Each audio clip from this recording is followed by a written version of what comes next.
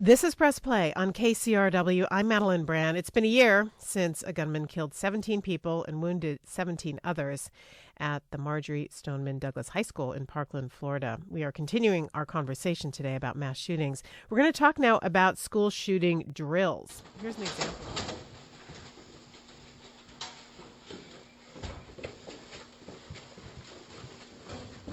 Now, the battle occurred between June 3rd and June 6th. Take notes on this. Might be a quiz later.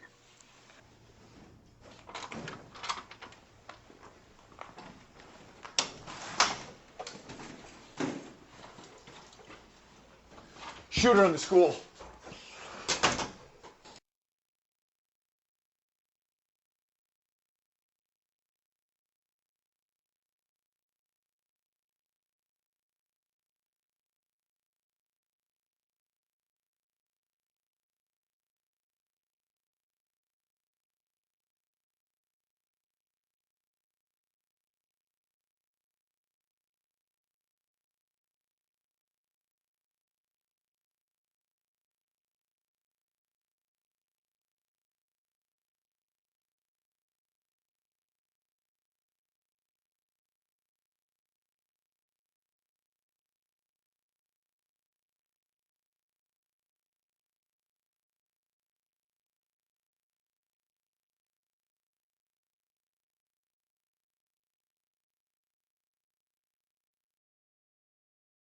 Okay, that's from an active shooter training video in New Jersey. These drills are supposed to prepare students, just in case the worst happens. But more educators and psychologists argue now that these drills aren't effective and they can traumatize students. We're going to talk about this now with Sarah Daly, professor at St. Vincent College in Pennsylvania. She focuses on school violence and mass shootings. Hi. Hi there, how are you? Great, thanks. And also joining us, James Alan Fox. He's a professor of criminology, law, and public policy at Northeastern University in Boston. Welcome to you. Thank you. Sarah, let's begin with you. Before you became a college professor, you were a high school teacher in New Jersey. Was that the kind of drill that you would have in your school? Our drills varied a little bit. When they announced them on the loudspeakers, they had a specific code word, and students were instructed to kind of follow the procedures and sit and hide. We never had the mock gunshots, and to be quite frank, I'm glad that we didn't. Yeah, because that would seem pretty scary for the kids, right? It absolutely would be. You know, I worked with high school students, but many of them lived in kind of an urban area, violent urban area. So I think the sound of gunshots could have been especially traumatic for them. And for other students that didn't live in urban areas, the sound of gunfire is still alarming to a lot of people, even if it's simulated. Right. And James, is that a problem that you have with these school shooting drills? Absolutely. They scare more than they prepare. And there's no evidence that kids will remember the lessons in the event of the real thing when adrenaline is pumping. I also have a problem with schools that do them on an unannounced basis.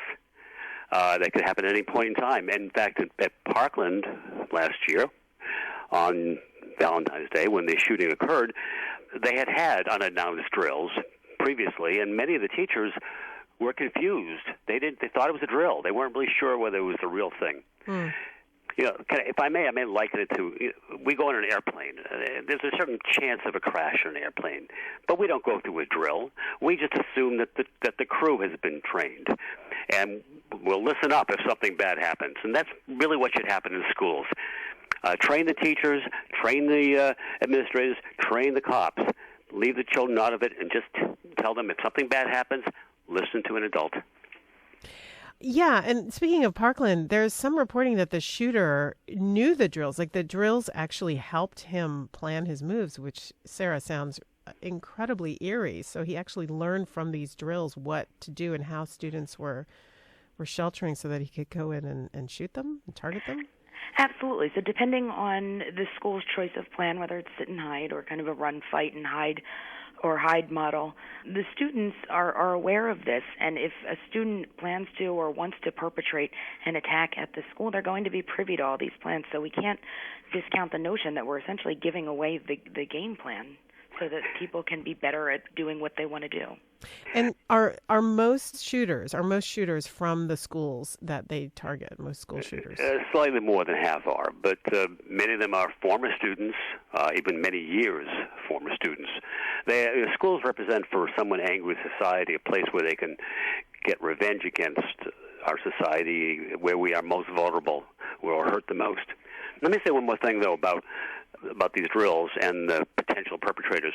Not only is it possible that a potential perpetrator can learn the roots and how best to beat the system, but also just the drama of the drill can be invigorating for the few students who would love to see a school shooting in their school, so long as they were in the back end of the gun. So many kids are traumatized, but a few find it extremely exciting, and I think that's problematic. Well, and then does that then give them the idea that they should go ahead and do it? Well, I think we do a lot, unfortunately, in our over-response to a very low risk of fueling the contagion effect. We're constantly obsessing over school shootings and school violence and surrounding our kids with armed guards and doing these drills. It sends a message to kids that the bad guy's out to get you. You've got a bullseye on your back. After all, we wouldn't be doing all this stuff if you weren't in danger. So I think it sends the wrong message to kids. Schools are safe. In fact, for many kids, it's safer than any place else they can be, even their home. I want to play a clip of tape from March of last year. This is from a Pennsylvania House Education Committee hearing. Sarah, you were sitting right there next to the speaker. I just want to play what he says. This is the superintendent of the Blue Mountain School District in Pennsylvania. Every classroom has been equipped with a 5-gallon bucket full of Riverstone. If an armed intruder attempts to gain entrance to any of our classrooms, they will face a classroom full of students armed with rocks, and they will be stoned. Sarah, is that for real? It is for real. It elicited a lot of kind of laughs at the hearing among state-level politicians, and to me it was... I understand the intent. You know, they were trying to have a deterrent effect, saying that you're not going to be successful because children are going to be throwing rocks at you. But really, I think that's missing the major point here. And I fail to see how rocks are any deterrent, really, against someone with a gun. What do you think is the best deterrent? I think the best deterrent is prevention. You know, identifying warning signs, which are common. We see that many school shooters had told people about what they plan to do, identifying children who are at risk, and just having more eyes in the school and providing more services, because that, to me, addresses the problem before you need to start throwing rocks at them or having armed guards. What that requires, by the way, is money. We should not be spending money on hiring ex-military as guardians. We should not be spending money on high-tech surveillance systems. We should be spending money on more teachers and guidance counselors and psychologists who will get to know the students and thus be able to identify them. You can't identify a potential school shooter with a checklist, with a list of warning signs. That doesn't work because they're rare events.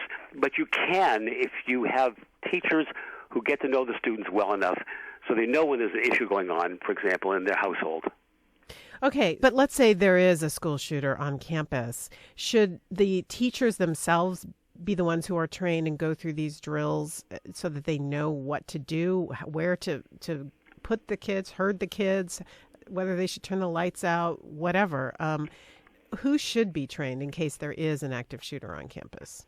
Well, I think the teachers absolutely, and the faculty and the administrators and the local police, so they can respond. There's other things we can do. For example, I'm all in favor of unobtrusive security measures that are not in your face, designed with such things as bullet-resistant glass or landscaping that would create natural barriers. So it protects kids without giving that message of danger. Or, for example, some schools have these acoustic sensors that are so tiny kids don't even know they're there. But if there is a shooting, it immediately alerts the local police, not just the fact that there's a shooting on campus, but where exactly in the school that shooter is. Because often happens when the first responders get to a big high school where there's a shooting, they don't know where the guy is.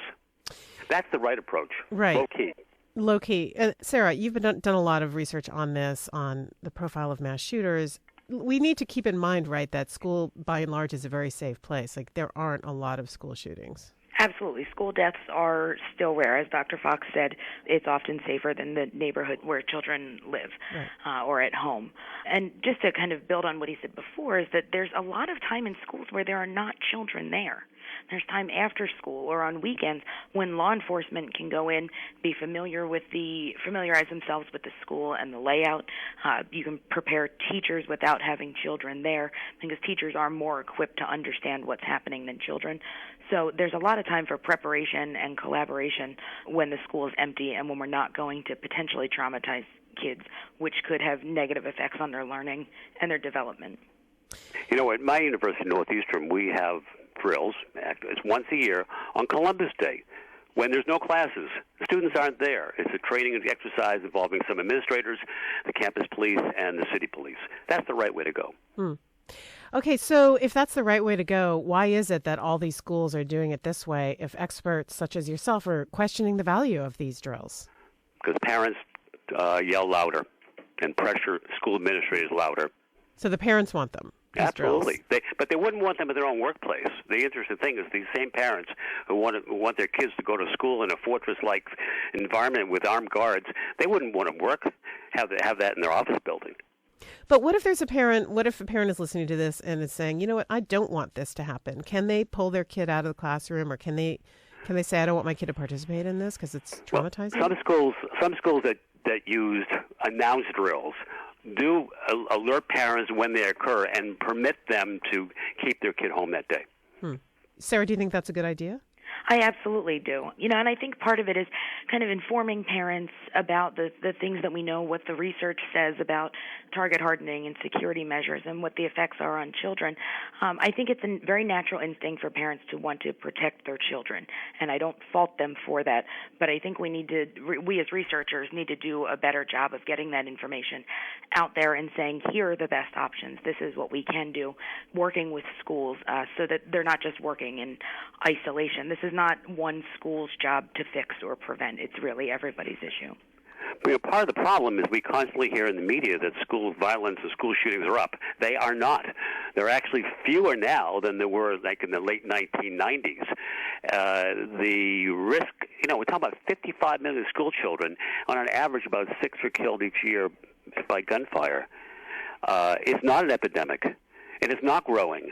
The only thing that's growing is the fear and the over-response. And so when we have anniversaries like Parkland, it sort of refocuses the attention on this. Do you think that the media is doing a disservice by focusing on it? Well, on an anniversary like this, yes, you should. It's the right thing to do. But the rest of the year, I think we do obsess over it. We obsess over the risks, constantly talking about it. It elevates fears. It doesn't alleviate them. James Alan Fox, he's a professor of criminology, law, and public policy at Northeastern University in Boston. Sarah Daly, professor at St. Vincent College in Pennsylvania. She focuses on school violence and mass shootings there. I want to thank you both very much. My pleasure.